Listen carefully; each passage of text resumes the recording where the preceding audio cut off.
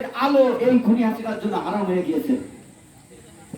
তাই আমি বলতে চাই, এই খুনি হাসিনার বিদায়ের পরে এখনো আমরা দেখছি আমাদের কচুয়া ইউনিয়নে অনেক আওয়ামী সন্ত্রাসী, যাদের তালিকা আমাদের প্রত্যেকটা ওয়ার্ডে আছে, আপনাদের ওয়ার্ডেও আছে, তারা ঘোরাফেরা করছে।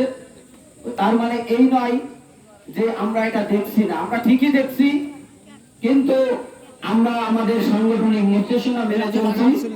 সংগ্রামী সাথী ও বন্ধুগণ, আমরা যদি এই সন্ত্রাসীরা আর একবার নাশকতা করার চেষ্টা করে, আমরা সাথে সাথে সেখানেই প্রতিহত করব।